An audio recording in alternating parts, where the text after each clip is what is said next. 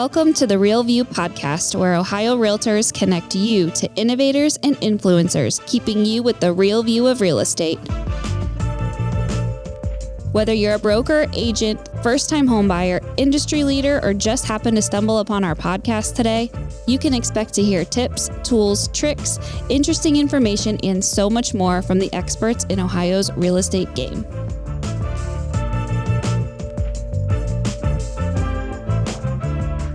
Hi, everyone. Welcome back to the Real View podcast. I am your host, Allison Wiley. Joining me today, I would like to welcome on our very special guest. Her name is Bobbie Wasserman. She is founder and CEO of Single Lady Estates.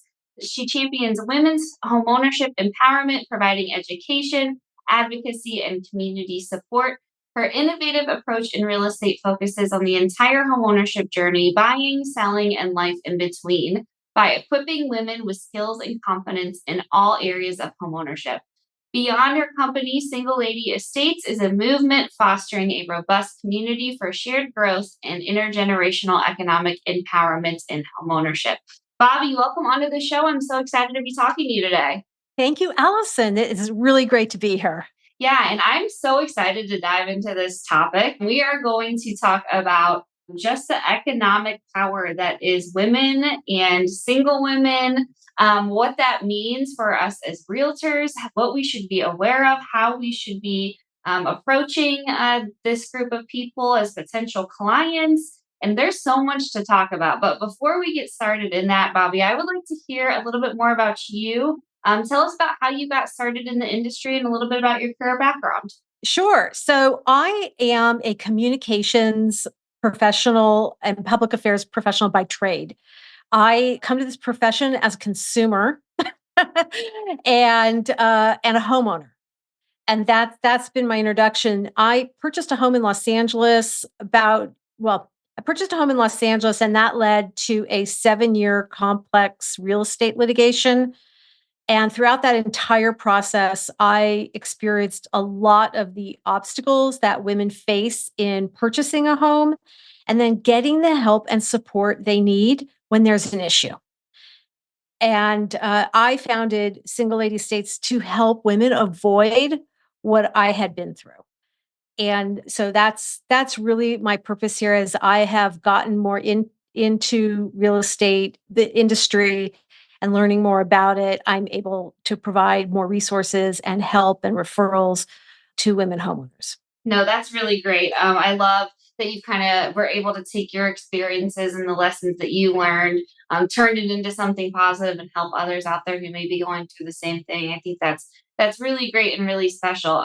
Tell us a little bit about founding Single Lady Estates and a bit about what you guys do there. Sure. So we are a real estate resources and advocacy organization, and we are actually in the middle of a rebrand that is launching in September. We've been a little quiet over the past few months, and that is because we are launching our platform. And with that platform, there is a large community of women homeowners along with professionals. And the whole idea is to help homeowners thrive and get the information and help that they need to do that. But I wanted to back up a little bit because this is such a great year to talk about this, because it is the 50th anniversary of the Equal Credit Opportunity Act. And that act allowed women to get basically credit in their own name. And so if you're older and grew up in the 70s, you will remember that your mother probably had your father's name on her credit card, like my mother did, right? And so what the Equal Credit Opportunity Act did is it really leveled the playing field. You couldn't ask discriminatory questions to women. How are you going to pay back the loan? Are you going to get married? What about having babies? I mean, they would ask crazy things that younger women would just drop their jaws at today. But these are all experiences that your mothers, grandmothers, aunts all went through. So with that, since that was 50 years ago, and statistics on women's homeownership started in 1981. And since 1981, really for the past 40 plus years, women have really started to be this slow emerging powerhouse On the younger end of the scale, now you've got women that are getting educated, getting jobs after college and just don't want to pay rent. Very easy. They're very easy. They're like, I don't want to pay rent. I can buy something. And they don't really think twice about it.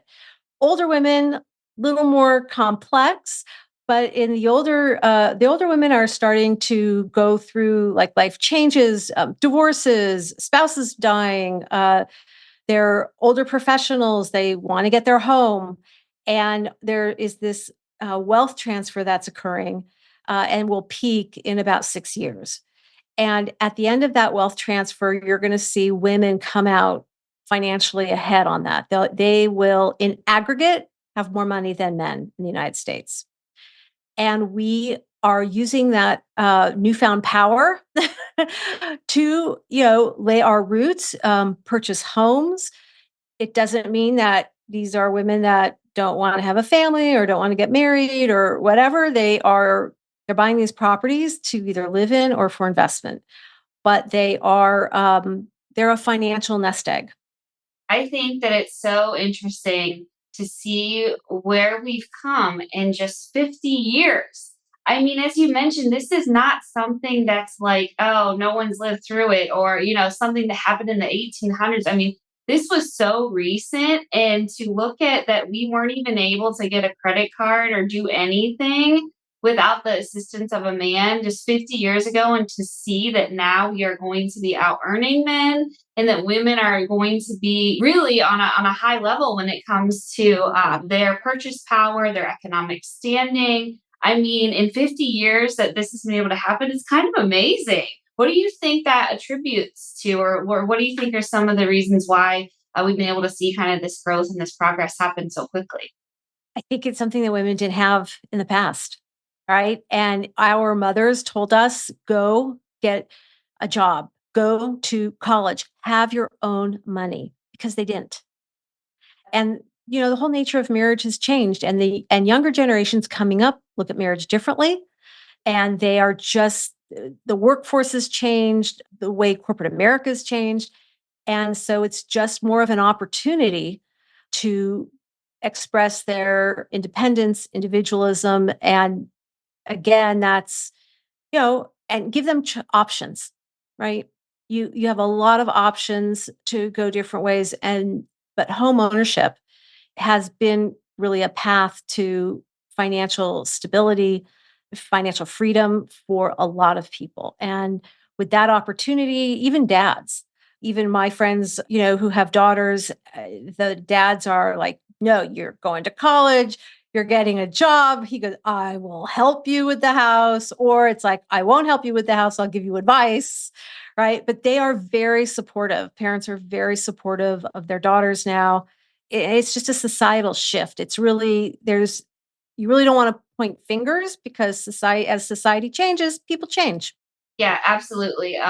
That's so true, and it's so interesting to kind of see how quickly it's changed. Sometimes when we think of stuff like this or like society changes, we think, oh, it's going to happen in 100 years from now, and it was able to happen, on such a quick basis. And I know, I identify with this quite a bit. I bought my condo when I was just 26 years old, and my dad was there and encouraging me, and he said, you're moving around too much. You're going from this apartment to this apartment. You need to buy some things, stop paying rent. So it's funny because, he told me that same thing, and I think a lot of other, I'm a millennial. I think a lot of my other millennial women friends, whether they're married or single, they majority are homeowners and they have invested on that level. And it's been really exciting to see. And I think you mentioned too, just the stability factor. And I know this is one of the reasons I think that you mentioned why women are so interested in home ownership as an option is because of that stability and that safety that it gives.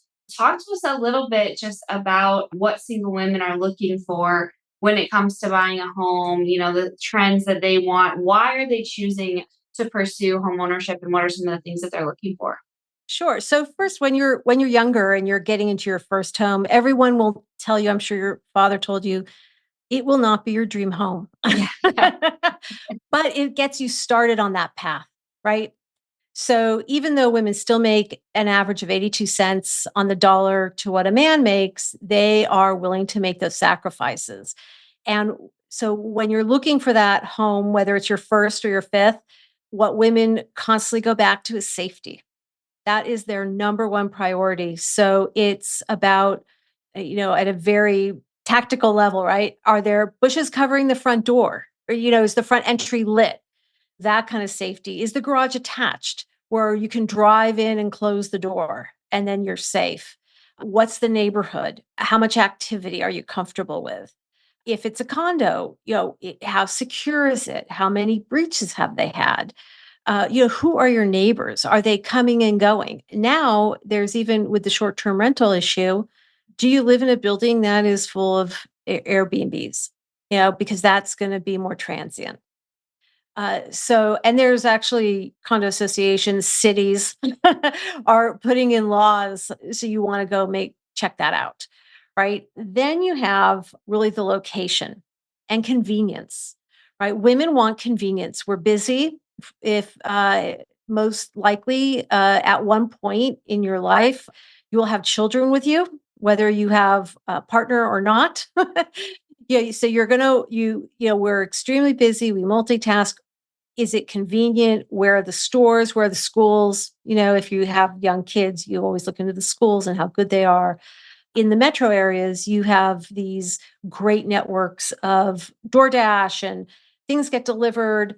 If you're in the suburbs or if you are out in a more rural area or in where they're exurbs, I think they're called, do you have the Wi-Fi to support the DoorDash? Is DoorDash or those type or Amazon, what is their delivery? You have to look at all of that, right? And it's very easy when you fall in love with something. Oh, it's going to be great. Oh, I don't worry about it. Worry about it. Because once you move in and everything is signed and you're there, you want that access, and especially Wi-Fi areas. The suburbs of large metro areas are well covered. If you're out in a more rural area, you really want to look at that and make sure that if you're working at home, you're going to want fiber line, right? So, does the cable company or the communications company have fiber? So it gets granular, but it's so important. And once you make that checklist, which we have at Single Lady Estates, once you check off, and then you can prioritize what really matters to you. And for women, a lot of times it really is the location. And they will if they have young kids, they'll put the kids in the same room. It might be a smaller house, then you'll get 20 miles away, but everything is right there.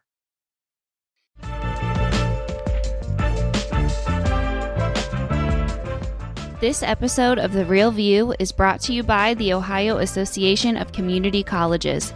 Ohio's network of community colleges provides accessible training that accommodates the busy lifestyles of aspiring real estate professionals at half the price of a traditional university. With convenient locations in every part of the state, as well as online options, Ohio's community colleges are your smart choice for pre-licensing education. For more details or to start the journey to a real estate career, visit the education page at ohiorealtors.org and then click on the pre-license course locations.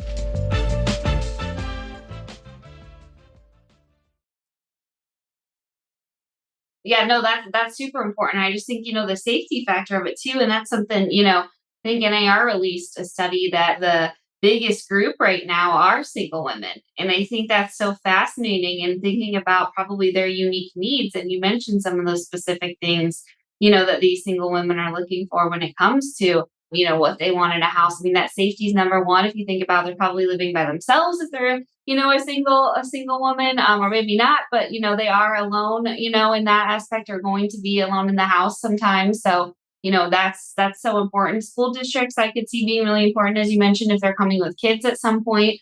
I can see that being a factor. So all of those are really great elements when we think about what they're wanting. Anything else that you see, any other trends that are coming up in the homes that women are purchasing? Yeah, security clearly, right, with your home. Is there an alarm system? What's the police response like? And for security issues, if you're looking at homes, you might want to go talk to the police beforehand and just get information from them about what's been going on in the neighborhood. You're not really going to get the detail that the police would have from other people. Your realtor will be helpful Everyone will be helpful, but the police have the stats and they really know what's going on. So if you can just go in, tell them that you're looking into a certain type of neighborhood, and ask them what's going on. Also, for cities and areas that have neighborhood councils, go online, check into your neighborhood council, because the neighborhood councils, anything that is getting built, like fast food restaurants in the neighborhood, any type of permits. This is a Los Angelino talking, so check it out. It might be a little different in your area, but those types of permits and information go through the neighborhood councils first. And because those neighborhood councils are usually an arm of the city, they have government rules that they have to follow in posting. So it doesn't take even a call. Go through some agendas, find out what's going on, because you might love a home. It might be in the greatest neighborhood, and then you've got a fast food joint, going in down the street in a year. And for us is In-N-Out Burger, and which is very popular. And no matter where they go, they have a line out into the street and usually around the corner. So, and they do everything they can do to try to avoid that, but it just never happens. And at one point, it's like, okay, so where will the line go? Is it going to go down my side street, or is it going to stay on the main street? So neighborhood councils have answers for a lot of that. And then you can figure out, is this neighborhood going to be good? I want to say long term, but maybe midterm, because cities evolve.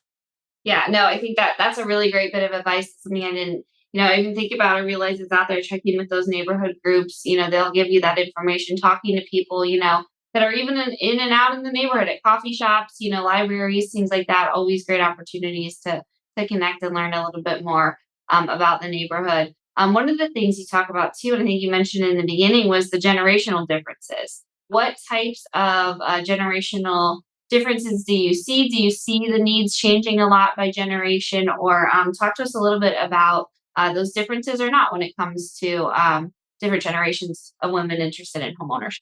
Sure. So younger professional women, which is actually dubbed the she economy because they're highly educated and they're working professionals. They are most likely in an urban center. They usually have a condo.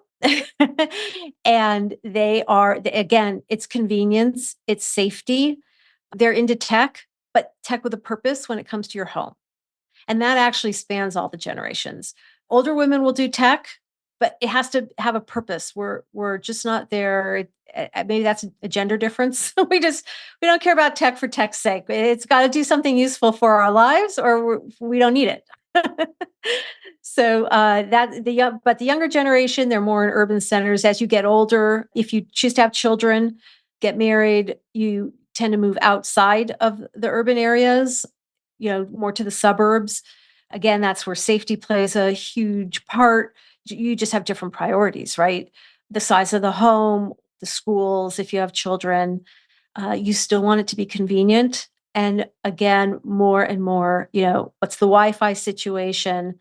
Where is the fire department? Here in California, we have a huge insurance issue with fire districts, So are you going to be in an extreme fire area? Are you going to have problems getting home insurance? So you have to look at all of that.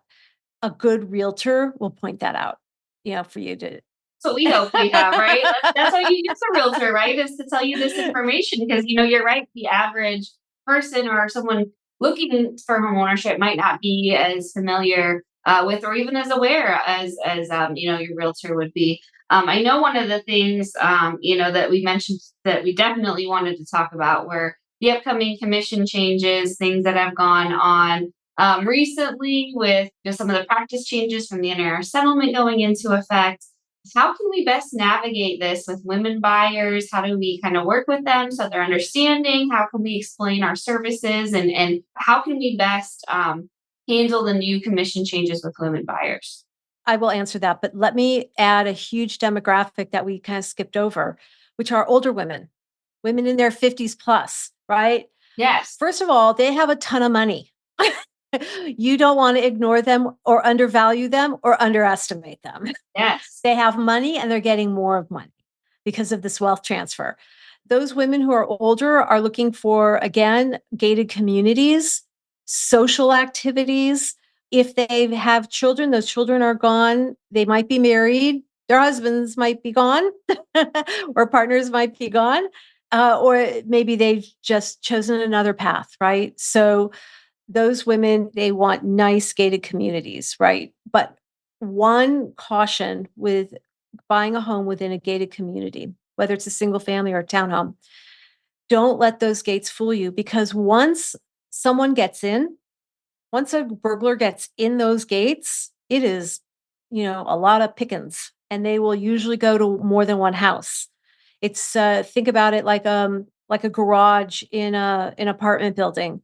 Once someone gets in that gated garage, they're always breaking in at least 2, 3, 4, 5 cars. It's the same concept with homes. So don't be lulled into a false sense of security with gated communities. Make sure you have your security system. But that's what older women are looking for. Yeah, I love that. No, and definitely not to be ignored at all, right? So, how do you appeal to those women, to get back to your question, and other women? So, with the real estate commission changes, it's really about buyer agents proving their worth up front. It's just shifting it from the back. Look, I got you this great deal, to the front. Hey, I can get you this great deal. First of all, the realtor should know that there was a study, I think it was by the NAR. 42% of women think that the home buying process is extremely complicated. They thought way more complicated than they thought, compared to only 32% of men. That's before the commission changes. So you've got women that are already overwhelmed, and their decision-making process is different than men. So when realtors go through their presentation, when they show what they add along the value, show the process, show the home buying process, and show where you specifically add value along the way. Always remember, how do you communicate? Women want to be in touch. They want to know you've got their back, especially if they're single, because they're relying on you probably a lot more than married couples, because they can bounce ideas off of each other. So just show the process where you add value. And also, there's also opportunities to score points with post-sale maintenance issues, right? You can suggest apps. Realtors have fantastic contacts, local contacts, provide contacts. That's actually, I had a realtor that we had, when I bought my new home, there was a potential issue with the air conditioning, with the whole HVAC system. And she gave me the best AC referral. I would go to the ends of the earth for this technician. So those are the referrals that you want to give. And that also demonstrates your value up front. Here, after the sale, this is what I recommend. These are the apps we recommend to our clients, et cetera, et cetera, et cetera. But there's a lot of things out there now. And sometimes that is also just as overwhelming as the home buying process. Steer people to good apps that are proven, that you've received personal feedback from your former clients. And every realtor knows, right, that a client remembers that. And it helps you, stay in that loop and get referrals in the future. Yeah, definitely. I know. I'm like, if someone can hook me up with like a good maintenance guy, like I would love that. So if you are a realtor, and like you said, especially if you're working with, single woman buyers, they'll likely need those resources. They likely don't have, a man around, or someone around that could help them, fix something if something goes wrong in their house. I think that's so important. And even beyond, as you mentioned, beyond the sale too, like, saying, hey, something weird is happening, with my lights today, or, oh, this garage door opener, like, is not, the garage is being weird. Who do I call for that? Even just having those relationships and working with your women buyers on that, and being that resource and that expert for them and guiding them through this process. I think it sounds like, from everything that you're saying, that's really what these women home buyers are looking for, is someone to guide them through this process, make it make sense, as we hear that saying a lot, make it make sense to them, and be that resource for them during the process as well as after, and even in beyond into the future. If something happens, years down the line, and they have a home question, being that resource, I think, is really great, and really sounds like what the women are looking for. Yeah. The other thing too with women, our process in making a decision is just different than men. Don't rush people. Don't rush women, or they'll feel pushed, and that'll be it. They'll go somewhere else. So, I mean, now it's that dance, right, of being pushy enough to close the contract without getting them pushed out of shape. So that I leave to all the experts. And it's a dance, and that's really individual. So just you have to assess the person that you're dealing with. Yeah, it's different, too, for every client. And, I've asked around, like, well, how do you know when's the right time for this? Or what's the timeline to be talking about your value and services and things like that? And I think that's totally right. Every client's different. Every woman is different. Yes, here's the ways that, we commonly like to be communicated with. Here's, commonly what we're looking for. But just remember that everyone's their own person, too. I think that's important to take note of. And, you got to work with everyone on a one-to-one basis and get to know that person. Would you say that relationship building too is kind of more important to women and having that versus like than what working with some male clients would look like? Yeah. I mean, men are much more transactional. And clearly, this is a very generalized statement. Yeah. But men are much more transactional and women are more relationship based. So if you take the time, I know that that's a very popular way of approaching the commission changes with these presentations up front. But if you take the time to go through the process and build that's how you build credibility with women. There'll be a back and forth with questions. Answer the questions with interest and not disdain, right? Because Yeah. this is new for everyone. It's new for your buyer. It's new for you.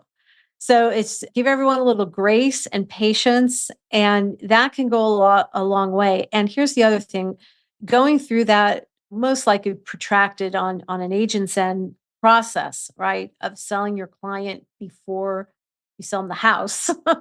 You'll get better at that too as time goes on, and you'll see from your clients' reactions and who, quite frankly, you prefer to work with. What the usual buckets of needs are for those people. And so, we're at the beginning of this. It's shifting everything. Give yourself a learning curve as well as your clients. And I think, quite frankly, that is having that more human experience just builds your trust and credibility right out of the gate. Yep, definitely. Well, Bobbie, I want to thank you again so much for coming on. This was so interesting, fascinating. I feel like we could just keep going. I know I've definitely learned something. I hope our realtors listening, have learned something as well. So much opportunity here for people to grow their business. Women, as we mentioned, are becoming a huge powerhouse, and it sounds like it's going to continue as we go along. So thank you so much. Can I make a shameless plug? Yes, please do. So we are, so Single Lady Estates is launching its platform. We are consumer based with professionals. So if there are realtors that would like to contribute content to the platform, please go to singleladyestates.com under Let's Collaborate. You can request information from us. Right now, we're just at the beginning stages. There's no fees up front. Again, it's a new world for everyone, and this is part of our new world. And we just also want to have a very credible platform, informative, makes your job easier, makes our life easier. It's a win-win for everyone. So singleladyestates.com. Yes, thank you. Great resource. I mean, we want our consumers to be more empowered than ever. I think that was kind of the underlying theme coming off of why these changes has happened, for our consumers to be empowered, our clients to be ready to make these decisions that are oftentimes the largest that they'll make in their lives. So, Bobbie, I want to thank you again. Definitely check out Single Lady Estates. Reach out to her for more information. So thank you so much, Bobbie. This was really great today. Thanks, Allison. Thanks for having me. And to all of our listeners, thank you guys so much for tuning in. We'll be back with you next week. Thank you for listening to The Real View. That wraps up today's episode. You can keep up with the latest on the podcast at ohiorealtors.org/therealview and on Apple or Google Podcasts, Spotify, or wherever you listen. Have questions, comments, or suggestions? We want to hear from you. Email us at podcast@ohiorealtors.org. We'll see you next time.